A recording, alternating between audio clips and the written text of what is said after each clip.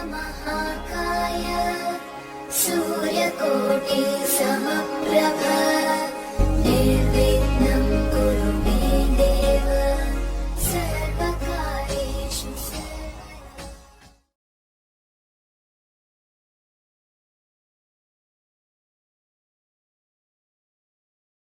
मेरे बहुत ही प्रिय और बेहद सम्मानित साथियों, हृदय की असीम गहराइयों से अभिनंदन, बहुत बहुत हार्दिक स्वागत है। साथियों, ज्योतिष शिक्षा बड़ी ही चुनौतीपूर्ण है, खास तौर पर भारत जैसे देश जहां तो एक और जन सामान्य इसमें बहुत बिलीव करता है, बहुत विश्वास करता है, परंतु साथ ही स्कूलों में इसकी कोई शिक्षा नहीं दी जाती। कुछ यूनिवर्सिटीज में इसके बाकायदा डिपार्टमेंट है, विषय के तौर पर इसको अपनाया जा सकता है, परंतु फिर भी आज बहुत बड़ी संख्या में यह जरूरत है कि इसके प्रचार प्रसार के लिए कोई ठोस कदम उठाया जाए। जो जागरूक दर्शक हैं वो स्वयं कुछ कार्यक्रमों के माध्यम से या पुस्तकों के माध्यम से स्वाध्याय करके ही इसका पठन पाठन करते हैं। हमारा इस चैनल के माध्यम से ये प्रयास रहता है कि हम आपको ज्योतिष के बारे में ठोस एकेडमिक एजुकेशन किसी न किसी माध्यम से देते रहें।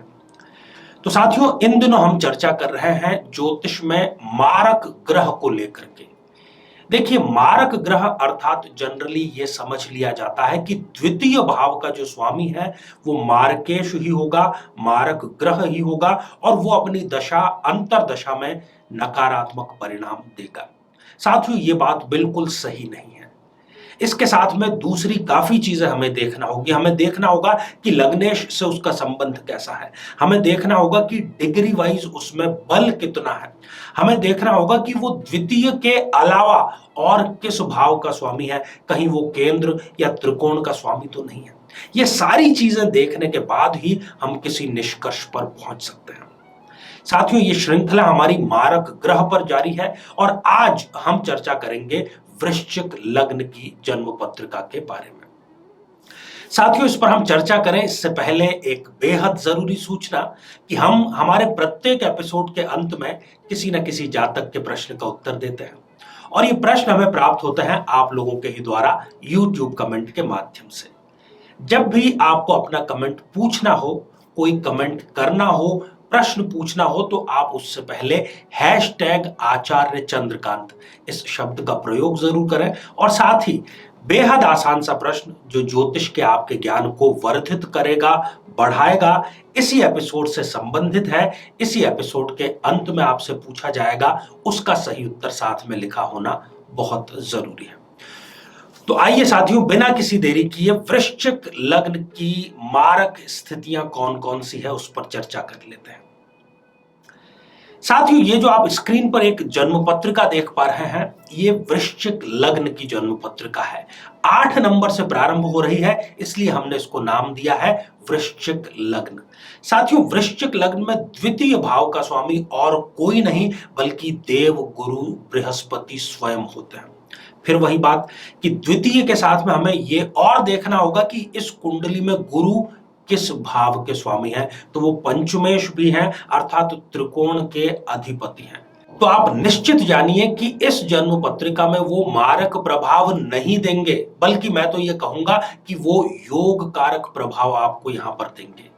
अपनी दशा या अंतरदशा में और अपनी डिग्री के अनुसार वो आपको अधिकतर मामलों में सकारात्मक परिणाम ही देंगे। आइए हम इस जन्म पत्रिका में द्वितीयेश, जिसको कि तथाकथित रूप से मारक कहा गया है, गुरु, उनकी विभिन्न प्लेसमेंट की जानकारी प्राप्त करें। साथियों, यदि इस जन्म पत्रिका में प्रथम भाव में गुरुदेव विराजमान है तो आप यकीन मानिए कि जिस समस्या का हल किसी के पास नहीं होगा, आप इनसे जाकर के मार्गदर्शन प्राप्त करें, यह आपको चुटकियों में उसका कोई ना कोई सटीक समाधान आपको अवश्य ही बतला देंगे। ये अपने परिवार के एक प्रकार के संकट मोचक होते हैं। जब भी परिवार पर कोई संकट आता है, उस संकट को ये अपने बुद्धि बल से बाहर निकालते हैं परिवार को और उस संकट को धता बताते हैं। साथियों, द्वितीय भाव, यदि द्वितीय भाव में स्वग्रही होकर के गुरुदेव विराजमान है तो ऐसा व्यक्ति मीठी वाणी का धनी होता है। ऐसी मधुर वाणी वो बोलता है कि बस वो बोलता रहे और हम सुनते रहे।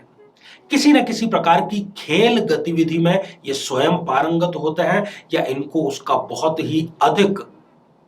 ही अधिक कहने का यहां पर तात्पर्य है कि एक सीमा से भी अधिक ये लत की श्रेणी में भी उस खेल के लिए कुछ भी करने को तैयार हो जाते हैं। दान पुण्य में इनका विशेष लगाव रहता है। उच्च शिक्षा भी ये अवश्य ही प्राप्त करते हैं। साथियों, यदि तृतीय भाव में गुरुदेव यहां पर विराजमान हो जाए तो वो यहां पर हो गए नीच राशि के। ऐसा व्यक्ति इंट्रोवर्ट होगा। वो बहुत ज्यादा दोस्त बनाने में बिलीव नहीं करेगा, कम लोगों से बातचीत करना उसको पसंद होगा। यहां पर नीच राशि के होने के कारण इस व्यक्ति की जो रोग प्रतिरोधक क्षमता है वो अवश्य ही कम हो जाएगी। साथियों, यदि चतुर्थ भाव यहां पर गुरुदेव विराजमान है तो यहां पर विराजमान होकर के वो बहुत ही सुंदर योग, जिसको कि यदि हम कुल दीपक योग कहना चाहें, उसका निर्माण कर रहे हैं। भौतिक सुख सुविधाएं ऐसे व्यक्ति को सहज ही मिल जाती है और ज्यादातर ये या तो डॉक्टर के पेशे में या फिर किसी न किसी प्रकार के टेक्निकल फील्ड में अपना करियर बनाते हैं और सफलता भी अवश्य प्राप्त करते हैं। यदि पंचम भाव में गुरुदेव विराजमान है तो ऐसे व्यक्ति को संतान बहुत ही श्रेष्ठ प्राप्त होती है, जो इनके किए गए कार्य को कई गुना आगे बढ़ाती है, इनके और खानदान के नाम को रोशन करने का कार्य करती है। ऐसा जो व्यक्ति है, इसको मनचाहा जीवन साथी मिलता है। इसकी विल पावर बहुत ज्यादा स्ट्रांग होती है। जो ये सोचने की क्षमता रखता है वो ये धरातल पर करने की भी क्षमता रखता है। साथियों, यदि छठे भाव त्रिक भाव में गुरुदेव विराजमान है तो ऐसे व्यक्ति को वो संतान में बाधा अवश्य देंगे। इच्छाओं की पूर्ति तो होगी परंतु बहुत ज्यादा डिले हो जाएगा उसमें। सरकारी नौकरी ऐसे व्यक्ति की थोड़े ही प्रयास में लग जाती है परंतु वो सरकारी नौकरी करते समय उनको कई प्रकार की बाधाओं का, उनकी टांग खींचने वाले लोगों का सामना करना पड़ता है। यदि सप्तम भाव में गुरुदेव यहां पर विराजमान है तो गुरु की दशा या अंतरदशा इनके लिए विवाह का तोहफा अवश्य लेकर के आती है। ऐसा जो व्यक्ति है, इसकी कही गई ज्यादातर बातें सही साबित होती है और ये जो चाहते हैं वो कर दिखाने का मादा भी रखते हैं। मैं इनको ये सलाह दूंगा कि आप नौकरी न करें बल्कि बिजनेस करना आपके लिए ज्यादा फेवरेबल, ज्यादा सफलतावर्धक रहेगा। साथियों, गुरुदेव यदि अष्टम भाव में विराजमान है तो यहां पर बहनों के लिए खास तौर पर गर्भपात का संकट उत्पन्न हो जाता है। यदि ऐसा न हो तो संतान देरी से हो, ऐसा तो हो ही जाता है। सरकार से किसी न किसी प्रकार की हानि इनको अवश्य ही होती है। गुरु की दशा अंतरदशा में इनके खर्चे बेतहाशा बढ़ जाते हैं और हो सकता है कि इनको कर्ज भी लेना पड़ जाए। साथियों, यदि गुरुदेव नवम भाव भाग्य भाव में विराजमान है तो यहां पर गुरुदेव स्वयं आकर के हो गए उच्च राशि के। ऐसा व्यक्ति अपने पिता से बहुत ज्यादा लगाव रखता है। पिता से उसके मित्रवत संबंध होते हैं। विदेश में या तो वो स्वयं शिक्षा प्राप्त करता है या विदेश व्यापार से अवश्य जुड़ा होता है और दाम्पत्य सुख का भी इनको लाभ गुरुदेव यहां पर स्पष्ट रूप से देते हैं। साथियों, यदि दशम भाव में गुरुदेव विराजमान है तो ऐसा व्यक्ति राजनीति में सफलता नहीं बल्कि प्रचंड सफलता प्राप्त करता है। उसके विरोधी उसके आसपास भी ठहर नहीं पाते। ऐसे व्यक्ति को राजनीति हो सकता है कि विरासत में भी मिल जाए परंतु विरासत में ना भी मिले तो वो अपने पीछे राजनीतिक विरासत अवश्य छोड़ करके जाता है।